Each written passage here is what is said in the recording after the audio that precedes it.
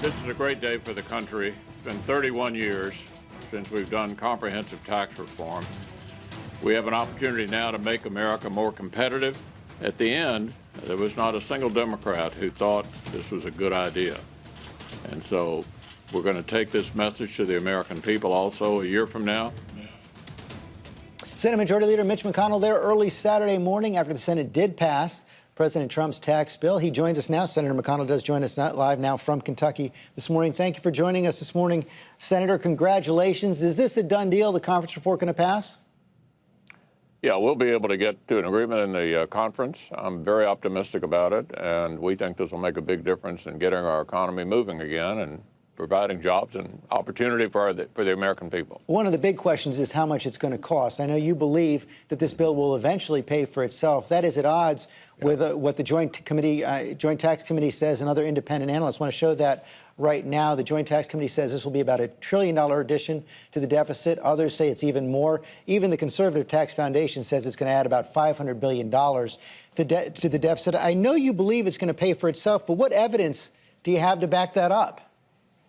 Well, let me just point out there are a whole lot of economists who think that it will pay for itself, and let me tell you how that is done. The economy would only have to grow 0.4% over the next 10 years to fill this gap that you're referring to. That's not a dramatic improvement. We think you're going to get a lot more growth than that. So I'm confident this is not only revenue neutral to the government, but actually is very likely to be a revenue producer. Well, that may be your confidence, but it also may be misplaced. You know, we've seen those independent analysts. We've seen the official scorekeeper for the Congress, the Joint Committee on Taxation, say it's going to add to it. So what if you're wrong? Well, look, I don't think we are wrong. And even Senator Corker, who ended up in the end being somewhat skeptical along the lines that you were talking about, had originally agreed to a budget with a $1.5 trillion deficit over 10 years. But he was also convinced that a 4% growth rate was pretty darn achievable, particularly when you consider the way we are incentivizing businesses to grow and expand. And we also, by the way, are doing a lot to keep our jobs from going overseas by making sure the business tax rates are competitive in this global economy. And of course, we didn't leave behind the middle class either. The average tax-paying family is going to get a $2,200 tax cut. We doubled the standard deduction. We increased the child care credit.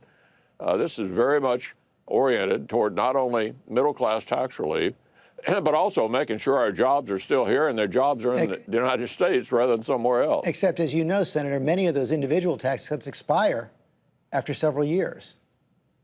Well, that'll depend on what the Congress decides to do 6 years from now. Many of these tax relief measures, in my judgment, if they're still Republican government, will be extended. But if that happens, then the cost is even higher. As you know, the Democrats also hitting you on the process. I want to show this video that went viral over the weekend from Senator Jon Tester of Montana. It's the night we're going to be voting on the tax bill. I just got the tax bill 25 minutes ago. This is the tax bill. See how thick it is? Here's the modifications that are in it. I can read one word. It's called add this language. Can you tell me what that word is? If you can, you got better eyes than me. Do you know the answer to that, Senator? And do you even know who wrote that addition to the bill?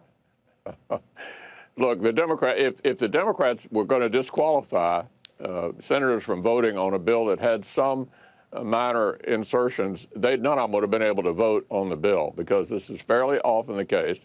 There's no hide the ball here. This was an open process. The vast majority of the bill has been online for 2 weeks. There were always, in big bills like this, some last-minute adjustments, some of them done actually by hand. There were no hearings on the bill.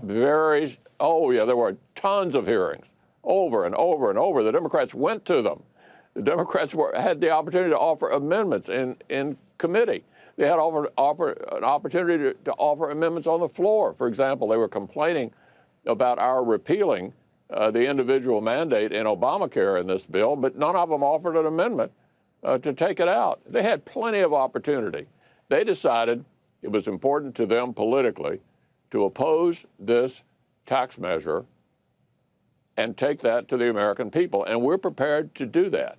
You're prepared because we think the country's been underperforming, and we believe this will get the country performing better, providing jobs and opportunity for vast numbers of people who've been displaced during the Obama years. You may be prepared to do that, but as you know, right now the bill is tremendously unpopular. It's underwater. You've warned in the past against single-party bills and the damage they can do to a party. You warned about it in Obamacare. We saw that for the Democrats. After they passed Obamacare, they got wiped out in the 2010 elections. Aren't you concerned that could happen to you in the midterms? Well, look, we're trying to do what we think is important to the country, for the country. A combination of regulatory relief, which the administration's already been doing in a significant way, backed up by this kind of comprehensive tax reform, we think will produce results that we will certainly be able to talk to the American people about in the fall of 2018 and in 2020 as well. So no concerns at all. One final question on this. Senator Collins, as you know, Senator Collins did vote for the bill. She said that she was assured there would be both no Medicare cuts and then she would get other health care bills that she supports, including that Alexander Murray bill passed as well. Are you confident that those bills will pass, and must they pass first before you're guaranteed of Senator Collins' vote? Well, she can speak for herself, but I've committed to Senator Collins to offer Alexander Murray and another bill that she and Senator Nelson from Florida are offering to one of these year-end bills that we'll be doing in the next couple of weeks. The president is committed to signing it, and we intend to keep our commitment. Let's talk about those bills coming up. The government, as you know, runs out of money this Friday. Democrats, a growing number of Democrats, saying they're not going to agree to a deal to keep the government open unless the children of undocumented immigrants are protected. Are we headed for a shutdown?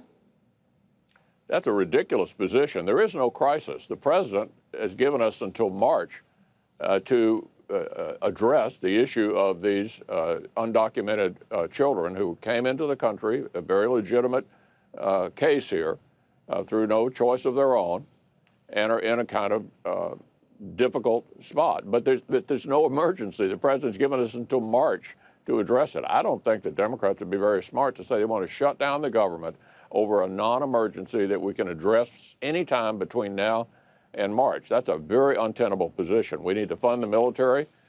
We need to make sure the children's health insurance program, which is expiring, gets handled before the end of the year. We have another supplemental for Puerto Rico and for Florida and for Texas. All of that will be in this package that we'll be dealing with at some point here in the next couple of weeks. I can't imagine that they'd want to shut down the government over an issue that's not an emergency. Well, Republicans have a majority in the House and the Senate. Can you pass a government? Can you keep the government open on your own? Look, there's not going to be a government shutdown. It's just not going to happen.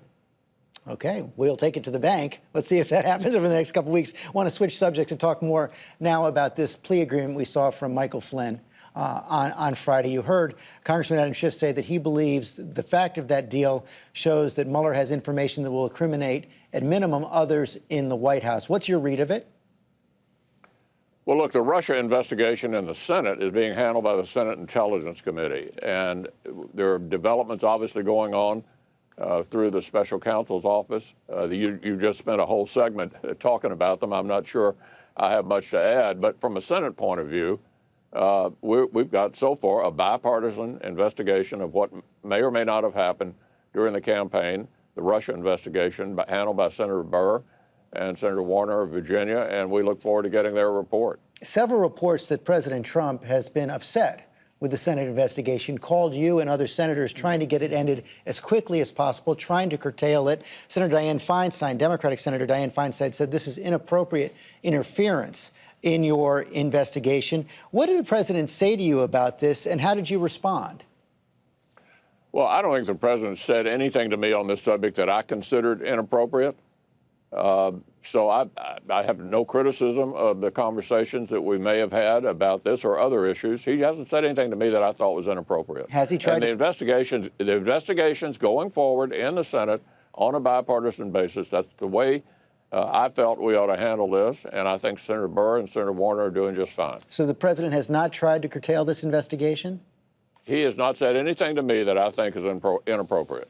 Next week, we have that special election in Alabama. Roy Moore, who you believe should step aside, the Republican candidate. You've said you believe his accusers. If he wins, will you insist on referring his case to the Senate Ethics Committee? Well, I think we're going to let the people of Alabama decide a week from Tuesday who they want to send to the Senate, and then we'll address the matter appropriately. I've already said in the past that I thought this was a matter that would have to be considered by the committee. Ultimately, it would be up to them to make that decision, and they'll make it depending upon whether Judge Moore ends up coming to the Senate. Do you believe that Judge Moore should be in the Senate? I'm going to let the people of Alabama make the call. This election's been going on a long time. There's been a lot of discussion about it. They're going to make the decision a week from Tuesday. But you are prepared to take action if he is indeed elected? The Ethics Committee will have to consider the matters that have been litigated in the campaign should that particular candidate win. Will you be making a recommendation to the Ethics Committee?